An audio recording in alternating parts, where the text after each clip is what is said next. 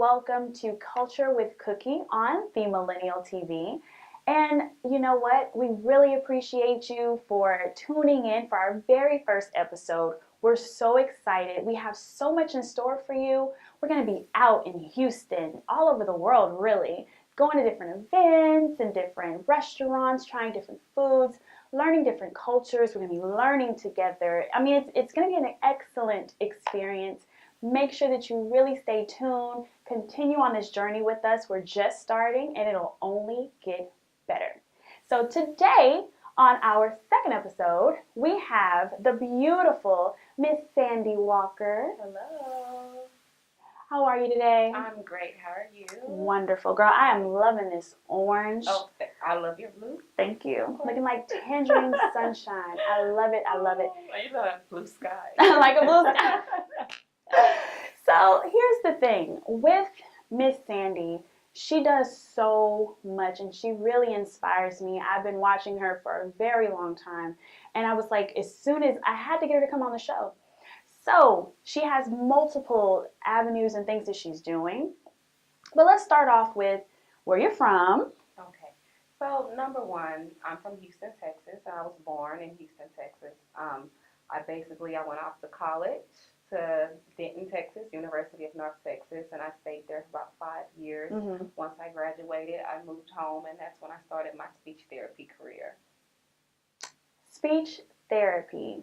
And that's what what, I guess, maybe inspired you to get into speech therapy? Actually, I stuttered when I was younger. Really? Yes. And so I had my own speech therapist, and I just fell in love with her, and I ran into I was basically at school, and I went into the speech pathologist's office, and I got a lot of information. I did a lot of research and seeing, how much they make a year, and, it is a lasting job. Is it reliable? Mm-hmm. And it seemed very reliable. And once I graduated, I found a job. Like that. 2 months later, I had a job in the same career field. So it was great. Wow. It's still pretty good. It's still pretty good. And you're working with kids, adults? Pediatric therapy. Wow. Wow. Okay. So that's basically kids that can't pronounce certain words. They can't articulate certain words. They call it speech and language as well, because the language is basically children that can't understand things. Mm-hmm. I may have a child that I may tell them, oh, go get this basketball, and they know what a basketball is, but they don't understand what go get means. So I have to tell them, we do drills on go get this, go get that fork, or go get that bowl, go get that ball, and we just do drills over and over again until mom says, and she lets me know that, hey, whenever I tell him to go get that, he goes and gets it. He does exactly what I want him to do. And so that's pretty much how that process goes. And you've been doing this for how long? 5.5 years.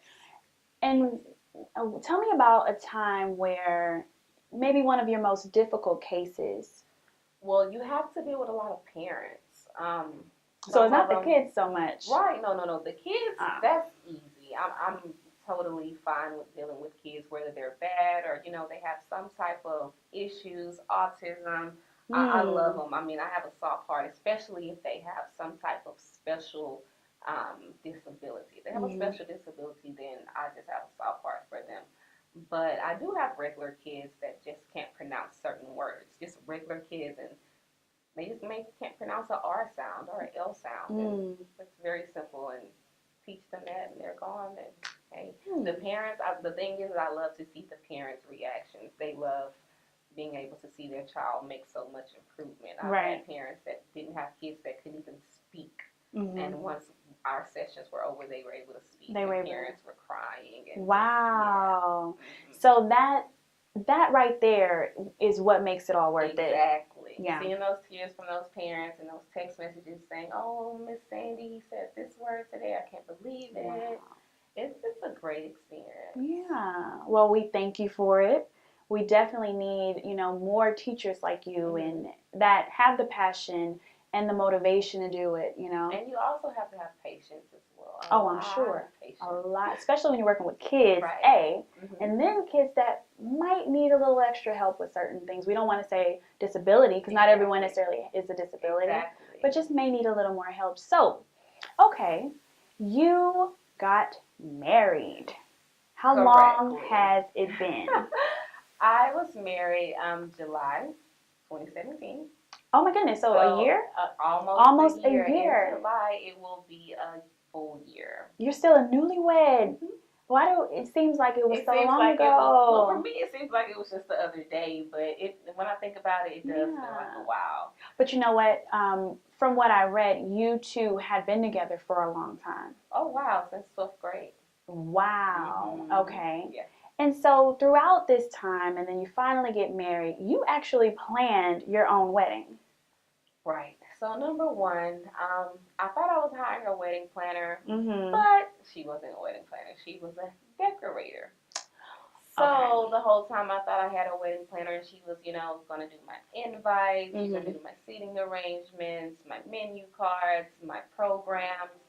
No. As far as the aesthetics of my wedding, that was beautiful. Mm-hmm. The flowers, the arrangements, the tables, everything, the setup was beautiful. But just the logistics behind scenes, a lot of things kind of went wrong. Yeah. And since I planned the wedding, and a lot of people, they didn't want to come. I'm the bride, so of course they didn't want to come and say, "Oh, well, we're having this problem." They didn't want to bother me.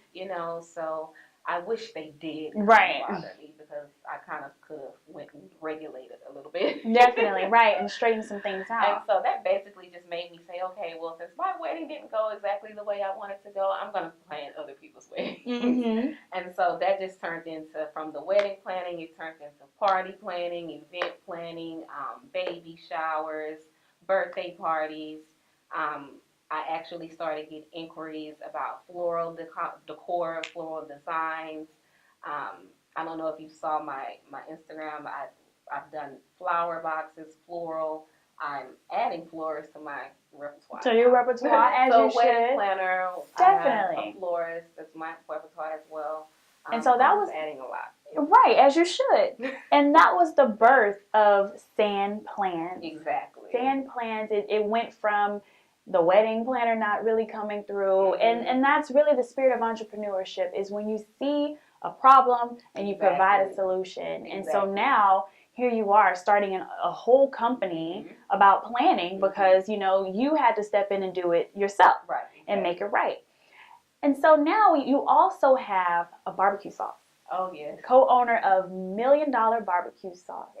It's so good. I had the pleasure of trying it myself. Fantastic. Every single meat, it has to go on there. It's really good. It is. How has that journey been with? Well, the $1 Million Barbecue Sauce journey, I'm actually co-owner with me, my father, and my sister. Family business. Exactly. The barbecue sauce is basically going to lead into actual. We're trying to make an actual franchise. We're going to do a barbecue spot, barbecue restaurant. So we're kind of just trying to see all of the different avenues and opportunities we have right now. We've even looked into maybe a food truck. So food trucks are all the rage. Right now we're sticking with barbecue sauce, but we're going to expand and try to make everything into an actual building, an actual location, so people can actually come and get real barbecue for their sauce. Right. So explain to us how, for you to do a wedding planning service, a barbecue sauce, speech pathology, and you're starting a podcast called Champagne Chronicles. Right. Please let us know, how do you manage your time? How does it all get done? You have to remain organized. Okay. And also, I learned that you have to have an assistant. I ended up hiring my niece as my assistant, and she's wonderful. She's young, but she's so smart, and she definitely, things that I don't catch, she catches. She says, "Nana, did you see that? Did you see this?" She's perfect. So, basically, you have to have an assistant. That way you can delegate each person to do different things, and everything doesn't fall on you. You have to have help. It doesn't, it's not a big deal with help, asking for help. So, I don't think there's anything wrong with asking for help. It's definitely not. You definitely need help. And knowing when to ask for it says a lot, and it takes you to another level. So tell me, what's your inspiration or even motivation to keep you going? And where do you feel you obtain this entrepreneurial spirit from? Well, the entrepreneurial spirit actually came from my mom and dad, because they they've had companies in the past. They've started different businesses in the past. My mom, she was actually a florist. Okay. And so that's kind of where I get my hand in the flower area. My dad, he started his barbecue. He's had pressure washing companies. I mean, we just have had business A lot of galore in business, our family. yeah. So I just want one good one that's actually gonna shoot off really well. Mm-hmm. And so I feel like if you put your hands in a lot of different pots, something's gonna Gonna pop stick, off. yeah. So tell me, what was your defining moment when you realized, okay, I'm doing the right thing. Like, this is the path that I should be on. I think actually this Mother's Day weekend, I realized that because once I received so many Mother's Day orders for floral arrangements, And they were beautiful. I realized, wow, I mean, that literally was something I thought about maybe a week ahead, Mm-hmm. a week in advance. And so once that, I'm sorry. Mm-hmm. Oh. No. Well, no, you were just saying, it's okay. It's okay. Once you were saying that you had a lot of Mother's Day orders. Right. I had a lot of Mother's Day orders, and once I realized that, I said, okay, I have all of these orders from just Instagram and just Facebook, just social media, Mm-hmm. and that pretty much gave me the confidence. I said, if I can do this, I can do anything. Mm-hmm. And And they're really beautiful arrangements. Thank you so much. So beautiful, so beautiful. I mean, you all need to check them out. Sand Plans on Instagram and on Facebook. You can find it. You can find her. It's killing the game out here. So tell me, what's the last thing, something that you would give for, and you would tell aspiring young women who are looking up to you right now? Do not give up. If you have a plan, keep faith, and do not give up. Set you a goal and continue to work on that goal. Regardless if you don't have enough money or if you just don't think you can do it, continue to have faith. Don't let up. Don't let go. Keep trying. Stay focused. You can do it. If I can do it, you can.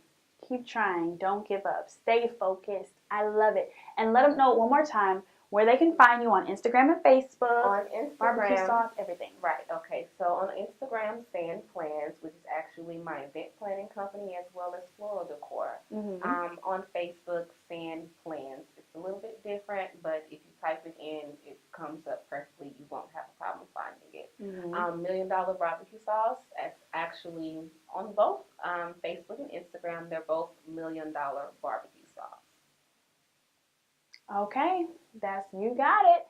Thank you so much, Sandy, for coming on today. No problem. I really appreciate it. Thank you. And you stay tuned because we have another guest coming up on Culture with Cookie on the Millennial TV.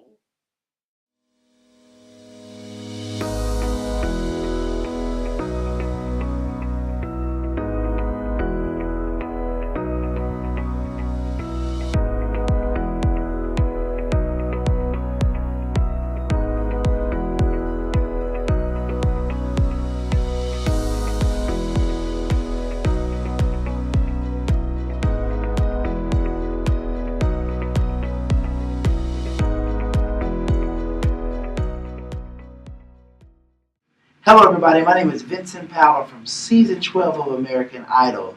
I want to encourage you never to stop watching Culture with Cookie. Thanks for coming back. You're tuned in to Culture with Cookie on the Millennial TV. And now I have fashion stylist and CEO of I Am So Kate, Miss Shauna Campbell. How are you? I'm doing great. How are you? I am wonderful, and I'm loving this red number floral piece. Is this one of your pieces? Actually, this is one of my styling pieces. Nice, nice. Well, let's get started and learn. Okay, I Am So Kate. I guess for the normal average person, you would think that Kate was your name. Where did the name I Am So Kate come from? Well, I love the Christian Louboutin So Kate pumps. Mm-hmm. So, Classic. you know, they're beautiful, they're sophisticated, they're expensive. Mm-hmm. People love them, and so, you know, I would say the same for myself. And it's catchy, so, you know, it's always a conversation piece when people ask, you know, is your name Kate, or how did you Right. get the name? So it's catchy. Exactly. Got it. Mhm. So tell me about your inspiration behind even starting this. To my understanding, it wasn't your first idea for fashion. No, I started out with jewelry, and that was probably back in 2008 to Mhm. 2011. Mm-hmm. At the time, I wanted to branch off into clothing, but I didn't have the resources at the time. So, you know, as time went by, Mhm. you know, kept doing my research, and now I'm here. I've always had people to ask me for advice as far as what to wear, how to wear it, things of that nature. And Mhm. so I decided that maybe I should, you know, give it a try. And also, I wanted to dress cute every day. True. And so I was shopping a lot and spending a lot of money. And I said, you know, hey, maybe I should dress cute every day and also make money. And so I decided to turn my idea into a online boutique. And here I am today. And who doesn't love to dress nice every day and then make money while you're doing it? Mhm. So you start this online boutique, and at what moment was it like, okay, this is right, I'm doing the right thing, and people really started to get into your business? So I would say back in 2015, Mm-hmm. things were kind of slow, and I wasn't happy with the quality and things of Mm-hmm. that nature. And so I said, you know, this is not the right time. Mm-hmm. You know, let me do a little bit more research. Mm-hmm. And I started at the beginning of last year again in 2017. Mm-hmm. And it wasn't until about October that I just really just decided to, you know, go all in and, you know, make huge investments. And once I started to make those huge investments, um, I would say things just started happening where I would get resources that just kind of fell out of the sky. Hmm. And to me, I felt like, you know, I am getting these resources not from work, but just sporadically. Here is my aha moment. This is my time. So let me just go with it. Would you say it's a higher power? I would definitely say so, yes. Hmm. Hmm. That's really just took it to the next level. Hmm. So what was your most difficult part of this entire journey from 2008, 10 years later? Now you have this booming online boutique. You have all this experience throughout the years. What was your most difficult part?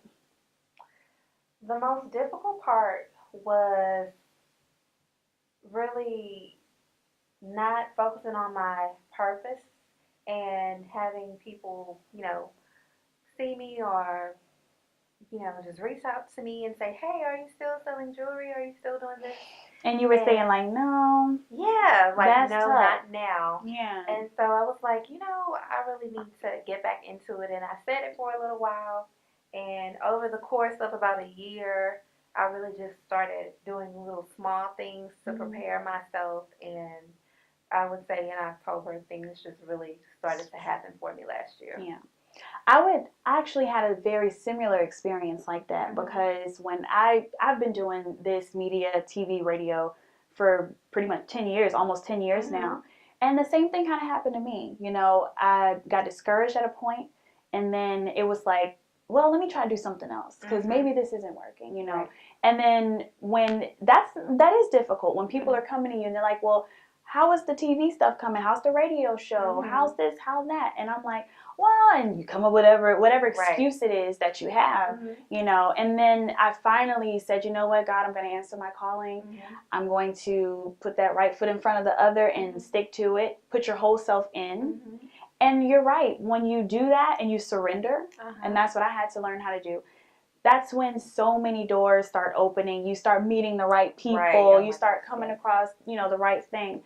So how hard is it, would you say, to get into the fashion industry? Because it seems like everyone has an online boutique. How do you make sure that you get in, stay in, and stand out? Well, I would say with everything that you do, you have to educate yourself. Mhm. You have to get the proper training. And once you open those doors, then everything else will start to fall in line because for years I had no idea, how to get the right vendors, just all of the back end process. I never really had a problem with getting customers. Yeah. It was just making sure that I produced quality. So once I started to do training, I kind of got a mentor. Her name is Kamitria Lilly. She also has a very successful online boutique. It's called Lily's Closet, and she has a mentor program. It's called Learn with Lily. And she does all of these webinars, and she walks you through the process on how to start a boutique from beginning to end. Yeah. And so I started that process in January of last year, 2017, and I just continued. And then January of this year, she had like a 30-day mentor program where you got to do one-on-ones with her and, ask questions and just to get more in depth. And I would say that really, really, really helped me tremendously because, I bet.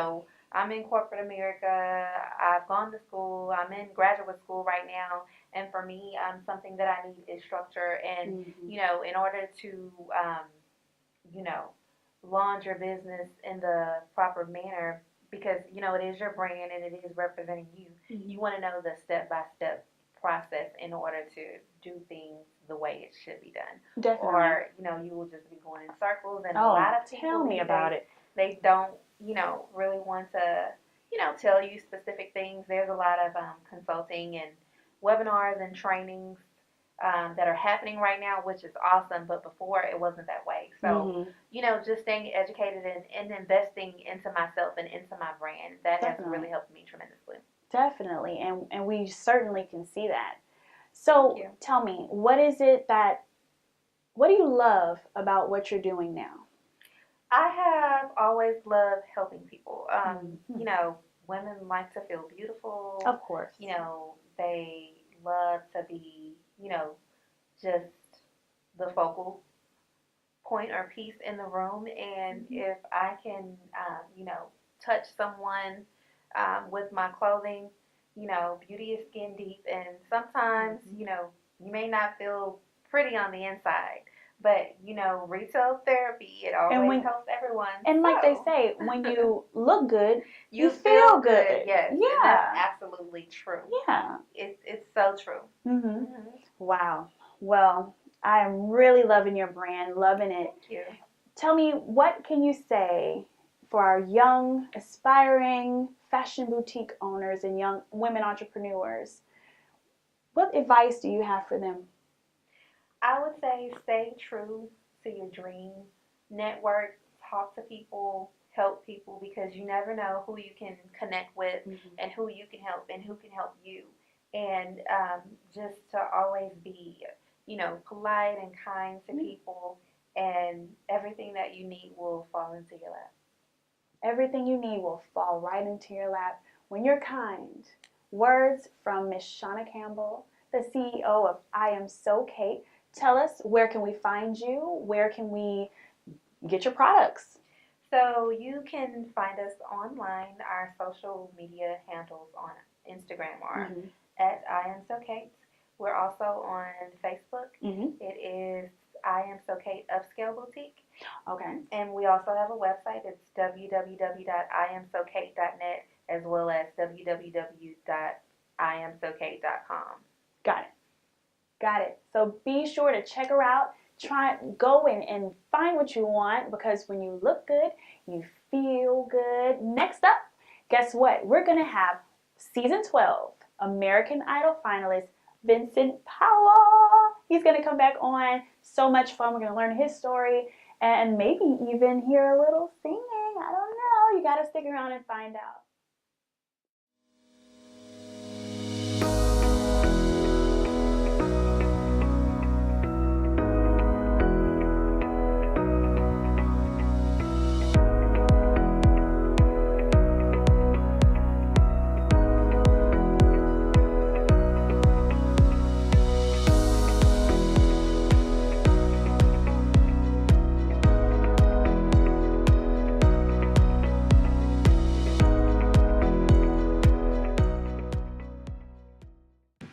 Hello, my name is Vincent Powell from season 12 of American Idol.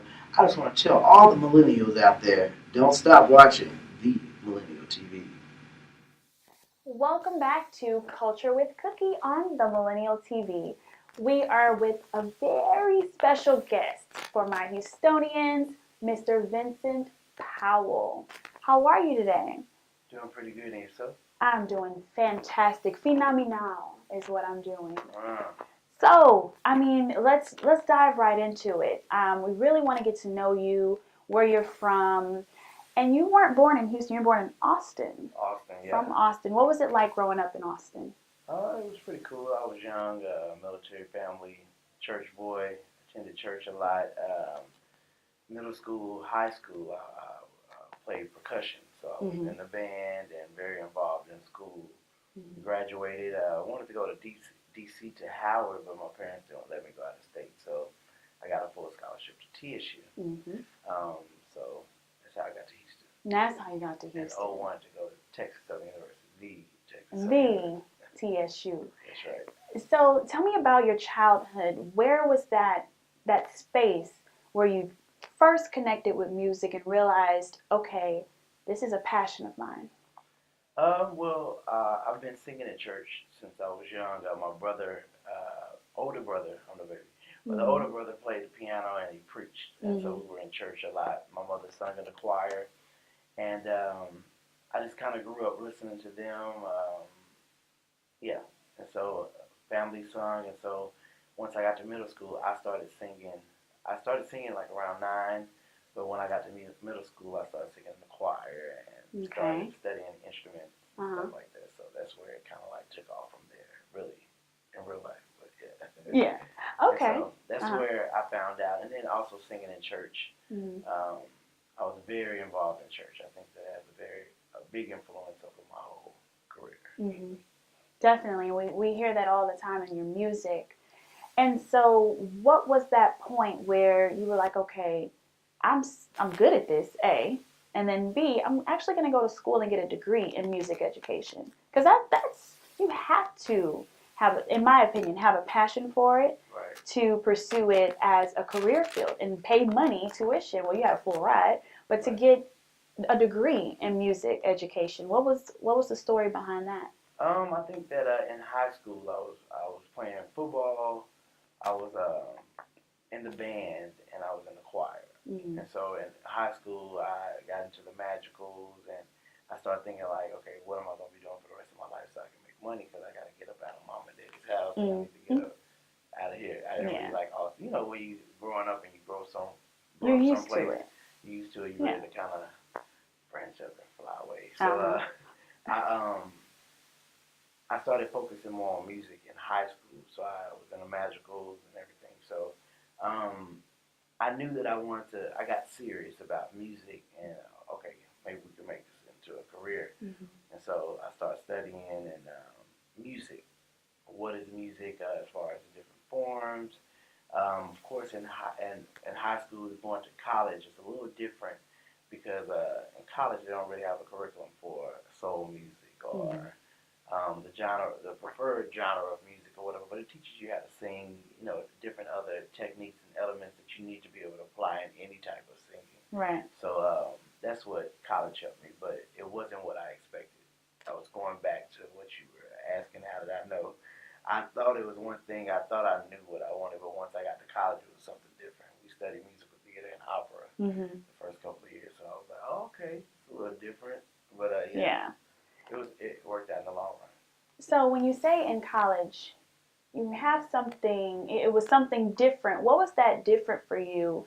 And what made you continue to push through that instead of like, you know what, I'm changing my major. This isn't what I thought it was going to be.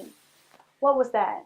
I think I was up for the challenge. Of course, it was a little rough at the beginning because I was learning Italian and German.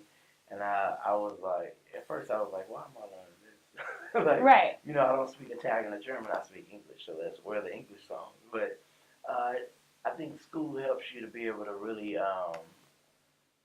test your motives and to really test your strengths to be able to go to another level. And so if you can make it through school, you can make it through the other challenges in life or whatever. And so I accepted the challenge. It was a little struggle at the beginning, but they also applied. They offered a jazz studies program my third year that introduced that to TSU. So I was able to start studying jazz. So I think all genres of music is very important because you never limit yourself. Right. And music, you got to be able to work. And so if you ain't working here, let's go over here. Right. If you're not working over here, let's go Over there. I know. I totally So understand. you got to keep it moving at all times. Have to keep it moving. Have to. So you graduate from college, TSU. You have this musical education degree. What's next? I graduated. Throughout college, I started singing background for different people. Micah Stampley, he's a gospel artist. You actually sung backup for one of our late greats, Whitney Houston. Whitney Houston. Please tell us about that. Please tell us. That was during my college years. Okay. With Kim Burrell. Yeah. Kim Burrell and Whitney Houston were great friends, and she sung here a couple of times for Kim Burrell, for that she was opening up a church and everything. So that was a good experience. I got to see her. Of course, I was starstruck, so I didn't ask for any pictures. Oh. And then I didn't want to be that guy. That guy. But Yeah. honestly, hey, can I get, you know what I'm saying? Yeah. We wanted to make her feel like she was welcome. Comfortable and. Yeah, and Kim Burrell was like, this is not your big break, so y'all don't be trying to do extra stuff in the mic. True. Oh yeah. You know, thinking Whitney would be like, oh, who is that? Right. I take it back, Not your but big no. break. Yeah. I mean, well, the thing is you actually can say that you were able to experience her Right. and put that on there. I mean, do you have any footage of that or? It's some footage, but I don't. I wasn't even in that I wasn't even thinking that way. True. I was just really trying to soak, like. It's Whitney Houston? Like, Yeah, I was trying to, like, experience the moment. Yeah. But then, of course, after the fact, you're like, man, I should, oh yeah. She is one of those people where it's like, I don't care. I want my picture. Like, I'm not doing the most, but you know, it's just like, I can't miss this opportunity because who knows when you'll see her again. Right. You know, and then you end up looking back and being like, oh, should have did the picture, you know. But, so you're experiencing this in college and you're starting doing, actually getting paid for your vocals at this time, and you're working your way up. So now back up to after college, what's next? Where are you headed now? So after college, that was in 08, that was a long time ago. But after college, I started working at Fallbrook Church. And I've been there this year 10 years. Yeah. And so I started working there. I was still singing. I started I did a project, a Christian project. So I was really in the Christian world, doing dibbling and dabbling in other genres, musical theater. I was with the Musical Theater of Houston. We did Smokey Joe's Cafe at the Wortham. So I was just involved in a lot of different things, musical theater and Christian. So just working. That was my main focus, is working, you know, providing a living. And I also had a little side hustle at DSW.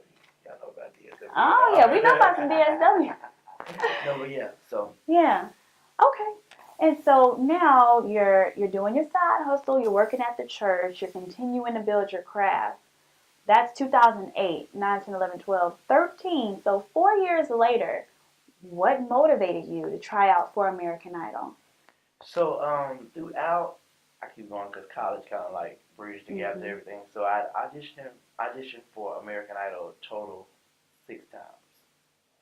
Wow. And so before that, prior to that, I just was really building myself to get to that level.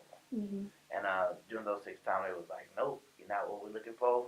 Next. Bye. And so a lot of people in that period, they kind of like deviate from their purpose, or they use that as a negative. But I use it as a positive, and it's like, okay, why are they telling me no? We need to do something to make it happen. Definitely. Well, when we get back, you are going to finally have a chance to hear the voice from American Idol, Vincent Powell. He's going to definitely serenade us with some of his sweet melodies. Stay tuned. We'll be right back.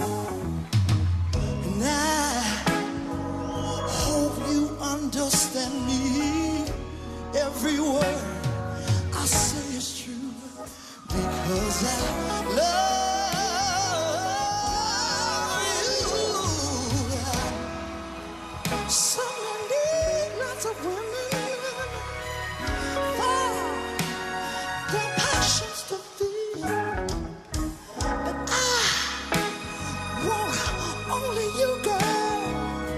If it's in God's will,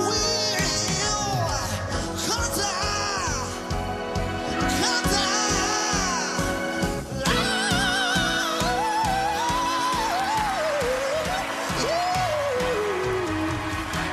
your love makes me grow stronger.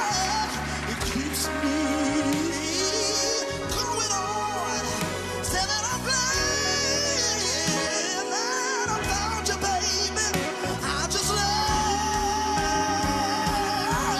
to be around you. Hey, said that you've been so good to me. I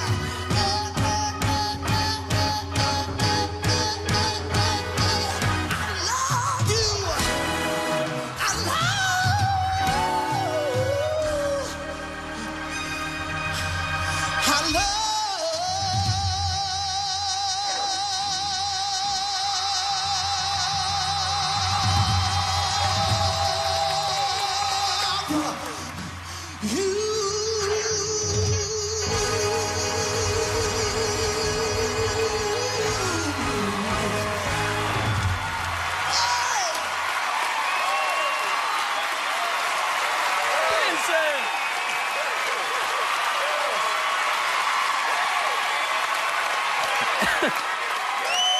Vincent! Wow. That was crazy. Preach on, Brother Vincent. That was, listen, the crowd are kind of summing it up, really. I mean, you came out here and just sang. I loved it. I loved it, Vincent.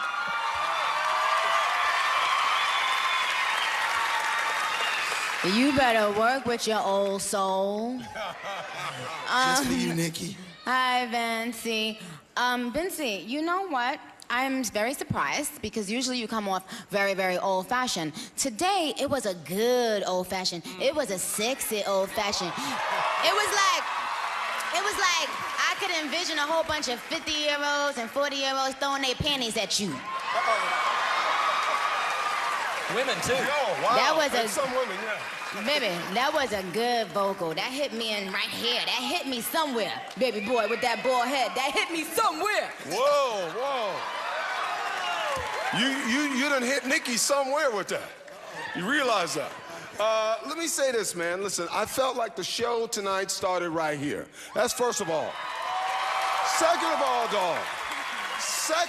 dog, this is what I would call the whole complete package. A real singer that's a real entertainer that knows the audience. And Nikki, yes, he's got that old school soul, but exactly what you see Miguel and Frank Ocean trying to do, which is kind of the D'Angelo thing, that's the vibe right there, dude. Stick with that. We need that. That was hot. That boy's in it to win it. He's in it to win it. He's in it. He's in it to win it. We already know that. All I can say is finally. Welcome back to Culture with Cookie on the Millennial TV. We are here with the vocal extraordinaire, Vincent Powell. And so we just talked about how he started his journey into American Idol, singing, trying out for American Idol 6 times.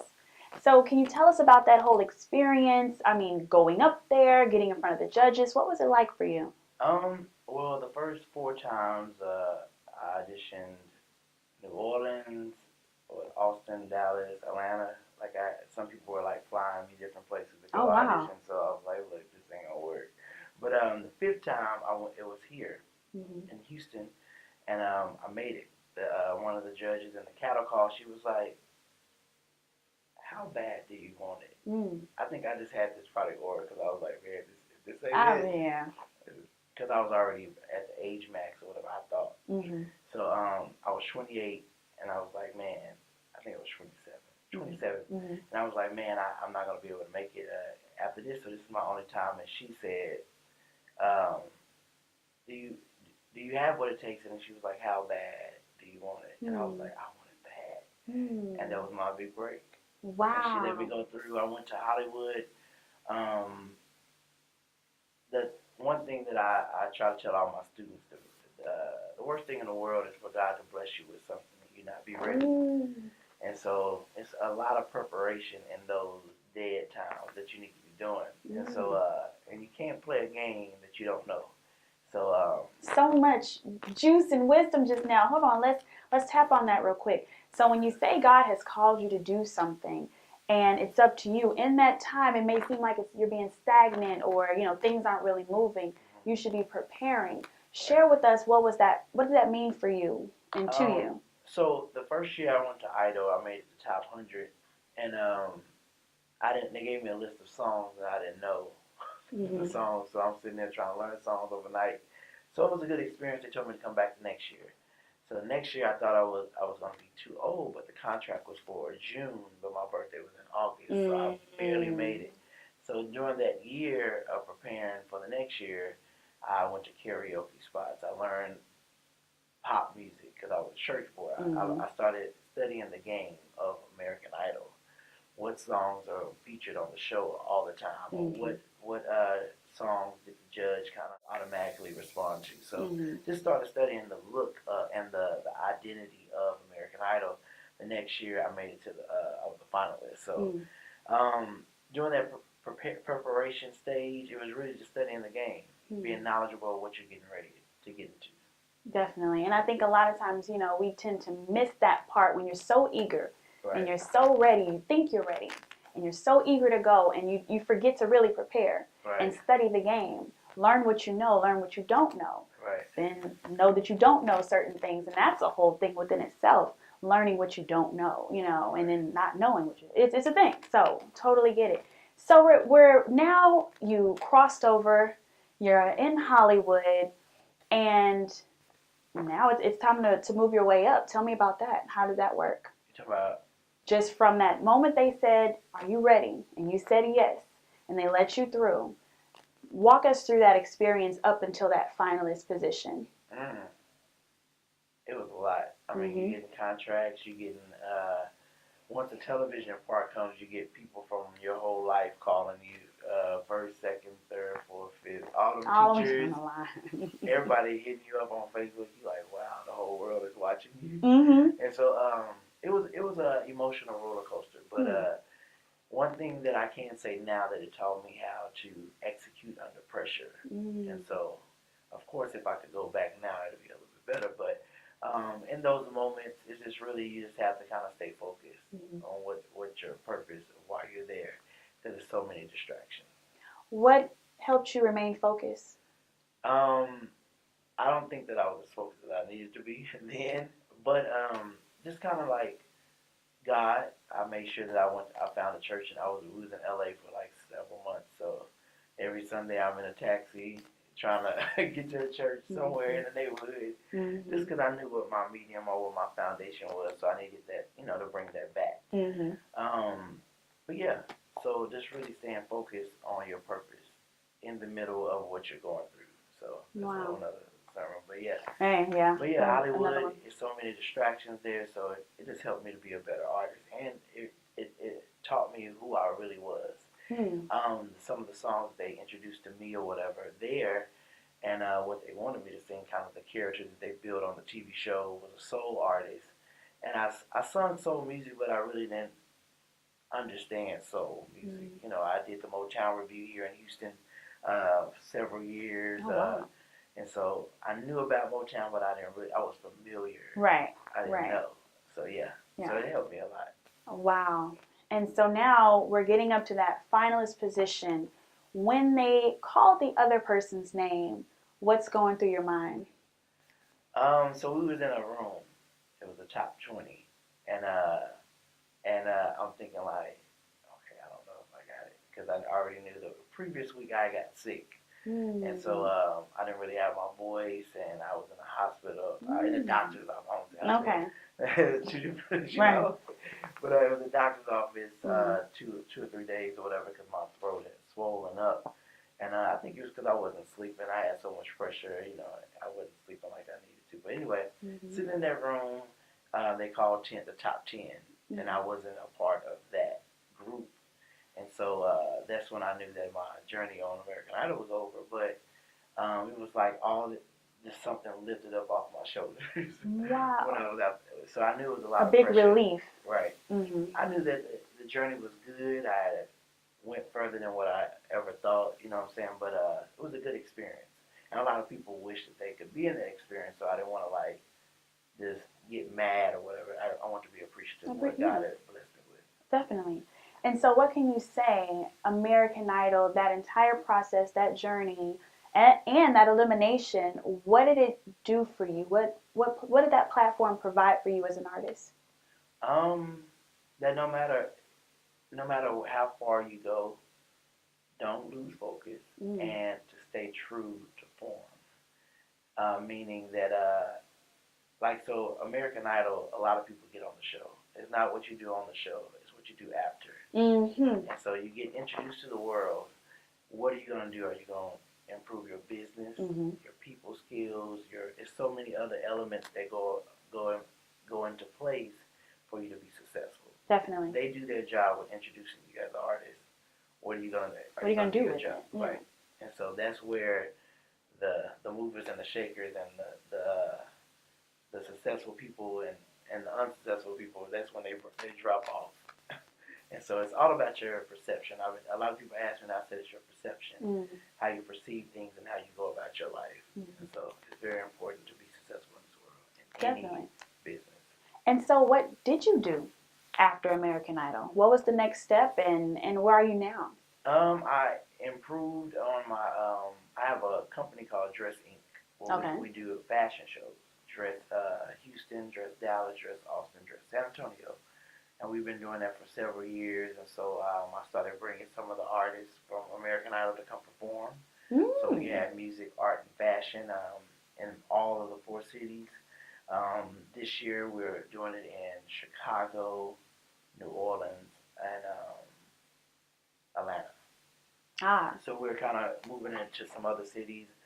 It's all through my American Idol contacts. So I've established American Idol contacts throughout the world, really. Wow. And so it just kind of opened up my network. But again, you still have to prove yourself and be ready to work. Definitely. Definitely. Would you say that perhaps any of contestants now or people from Houston that, strive to go on American Idol or have been, do they reach out for guidance from you? Oh, yeah.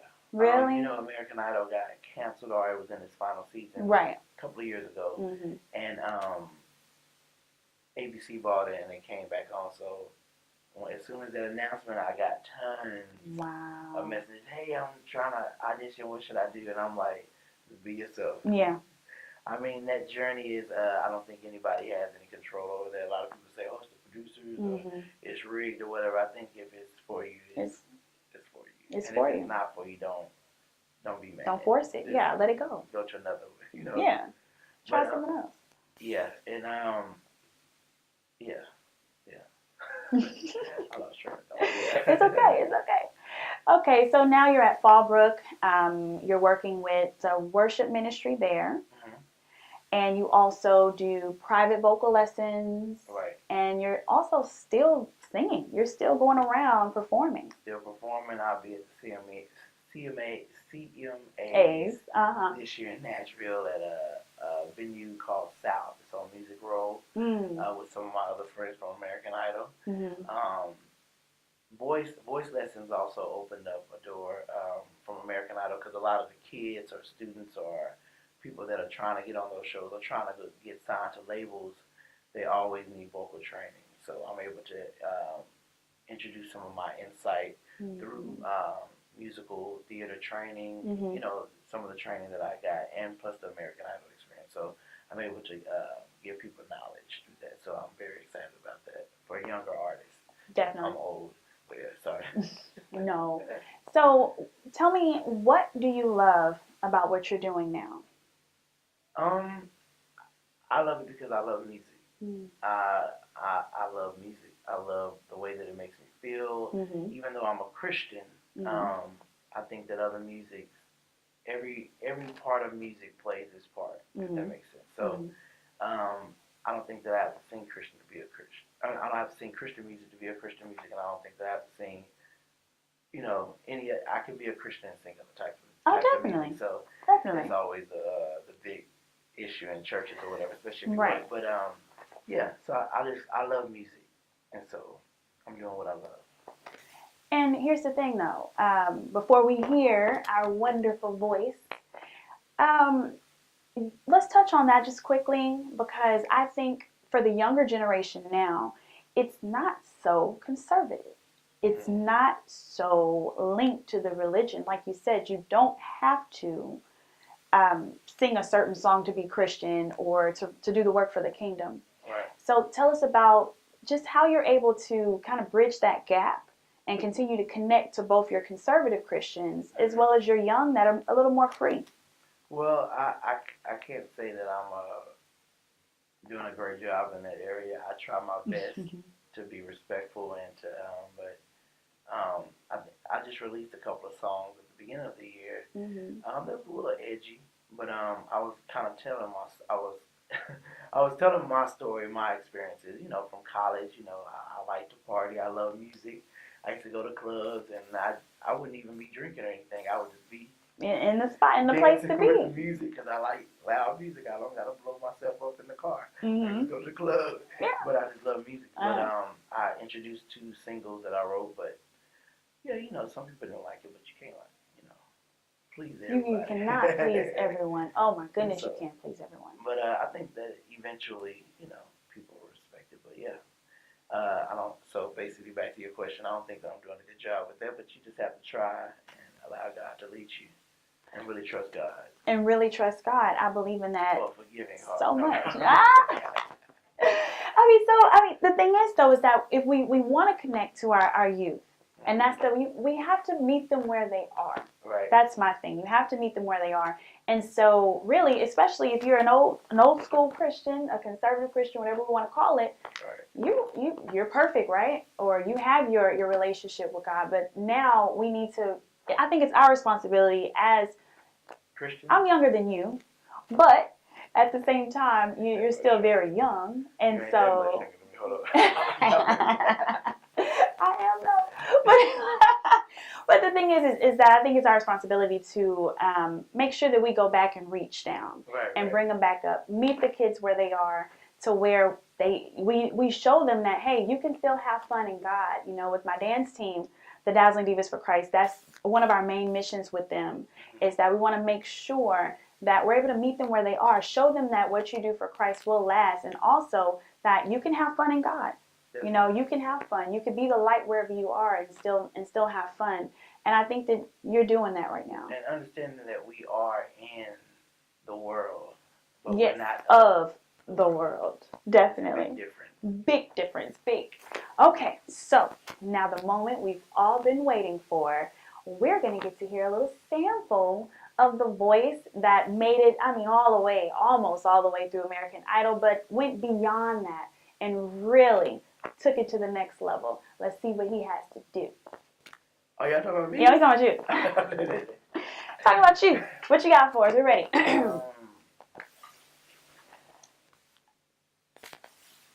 I was born by the river in a little tent. Oh, just like the river I've been running ever since. It's been a long time coming. I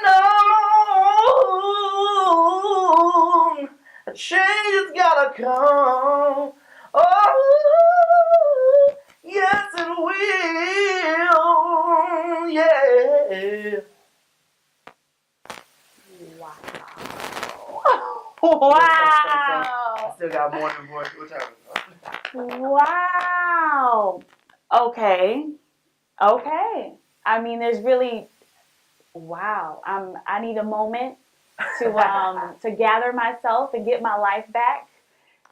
Your voice is phenomenal. Okay. I just definitely want everyone to hear it. I want you to be able to spread.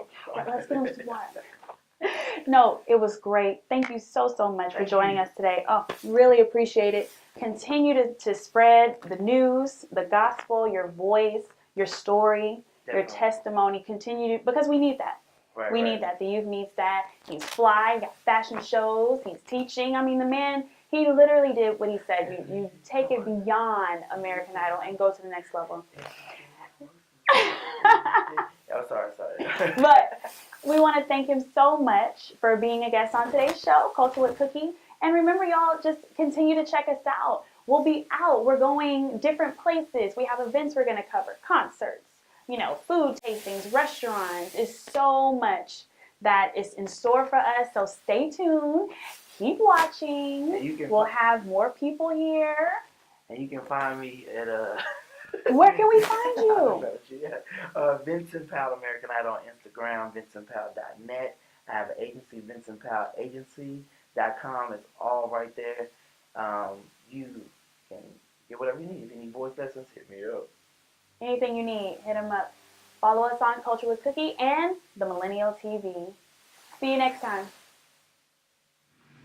Hello, my name is Vincent Powell from season 12 of American Idol.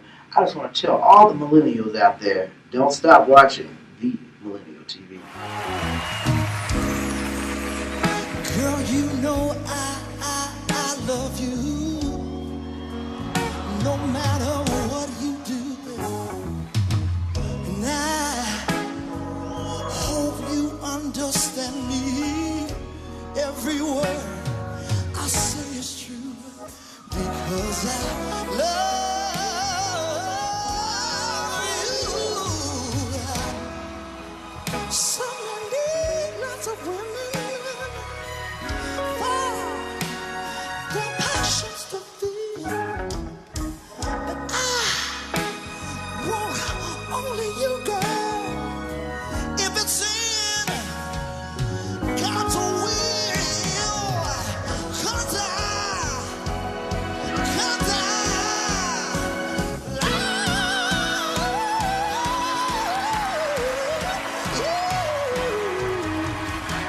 your love makes me grow stronger.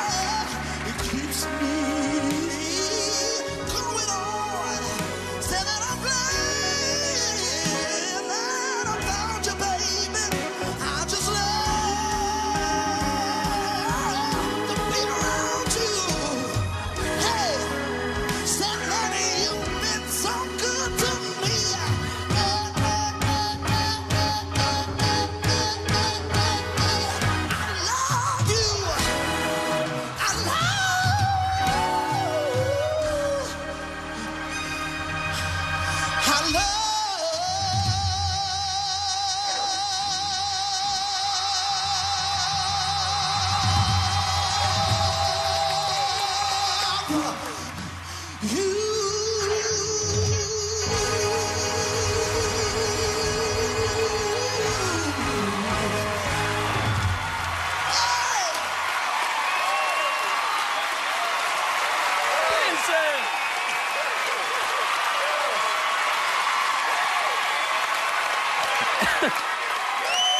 Vincent! Wow. That was crazy. Preach on, Brother Vincent. That was, listen, the crowd are kind of summing it up, really. I mean, you came out here and just sang, I loved it. I loved it, Vincent.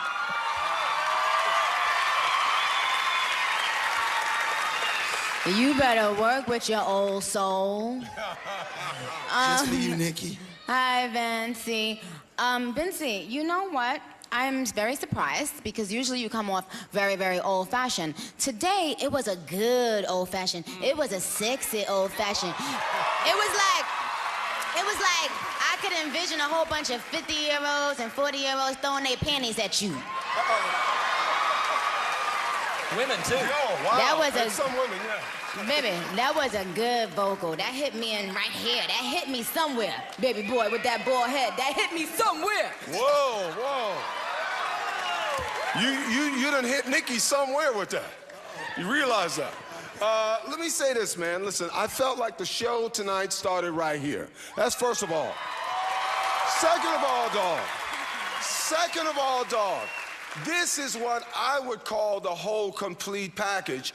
A real singer that's a real entertainer that knows the audience. And Nicky, yes, he's got that old school soul, but exactly what you see Miguel and Frank Ocean trying to do, which is kind of the D'Angelo thing, that's the vibe right there, dude. Stick with that. We need that. That was hot. That boy's in it to win it. He's in it to win it. He's in it. He's in it to win it. We already know that. All I can say is finally. Period.